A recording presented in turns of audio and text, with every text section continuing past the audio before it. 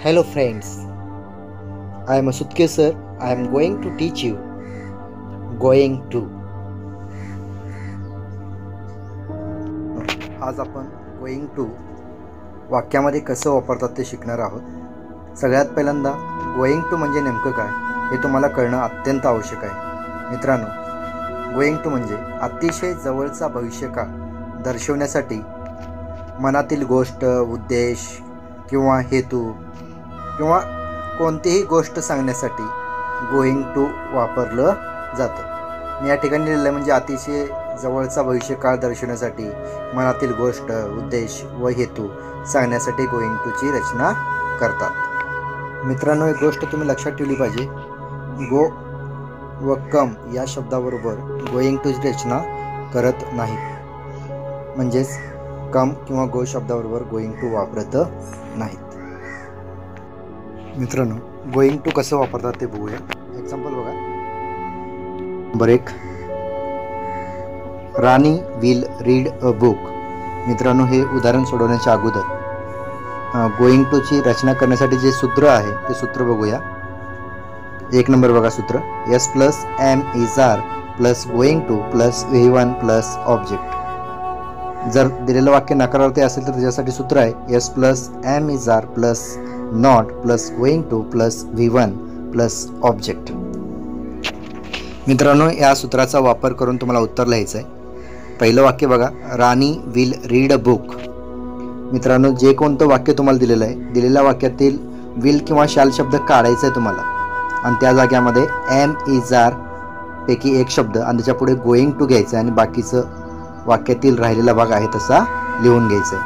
म्हणजे बघा, राणीला राणी घेतलं, विल किंवा शाल काढून त्या जाग्यामध्ये तुम्हाला am is are going to घ्यायचं आहे. मग योग्य तो शब्द आपण इज घेतला, त्याच्यानंतर गोइंग टू घ्या, त्यानंतर वाक्यातील राहिलेला भाग लिहा, रीड अ बुक. दुसरं उदाहरण बघूया. I shall take admission in सुटके क्लासेस. मित्रांनो, उत्तर लिहिण्यासाठी बघा, दिलेल्या वाक्यात शाल शब्दाला आहे तो काढायचा आहे तुम्हाला, त्या जागेमध्ये एम इज आर पैकी योग्य तो शब्द घ्यायचा आणि गोइंग टू घ्यायचा आहे. मग आता सुरुवातीला आय आलं म्हणून आपण एम घेतोय, त्याच्या पुढे गोइंग टू घेतलं शाल काढून आणि त्याच्या पुढे वाक्यातील राहिलेला भाग लिहिला, टेक ॲडमिशन इन सुटके क्लासेस. म्हणून याचं उत्तर झालं, I am going to take admission in सुटके क्लासेस. तिसरं उदाहरण बघूया. Rani will speak English. उत्तर बघा, Rani is going to speak English. Will शब्द काढलेला आहे, एम इज आर पैकी योग्य तो शब्द घेतला आणि पुढे गोइंग टू लिहिलं आणि वाक्यातील राहिलेला भाग लिहिला. म्हणून उत्तर झालं, Rani is going to speak English. पुढचं उदाहरण बघूया. We shall watch TV. Answer बघा, वी घेतलं, वीला आहे तसं, वी अनेक वचन आहे म्हणून आर घेतलं शाल काढून, त्या पुढे गोइंग टू घेतलं, वॉचला वॉच, टीव्हीला टीव्ही. उत्तर झालं, we are going to watch TV. पुढचं उदाहरण बघूया. You will sell your cow. उत्तर बघा, you are going to sell your cow. Will शब्द काढला, त्या जाग्यामध्ये एम इज आर पैकी योग्य तो शब्द घेतला, ते आर घेतलेला आहे आपण आणि पुढे गोइंग टू लिहिलं, बाकीचा वाक्यातील राहिलेला भाग लिहिला. म्हणून उत्तर झालं, you are going to sell your cow. Number 6 बघा. Anu will sing a song. Answer, Anu is going to sing a song. Number 7 बघा. I shall write a letter. Answer बघा, I am going to write a letter.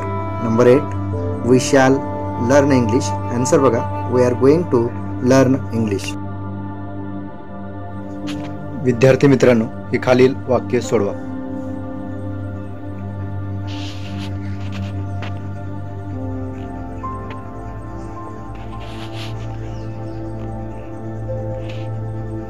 Thanks for watching this video. Please like, share and subscribe my channel.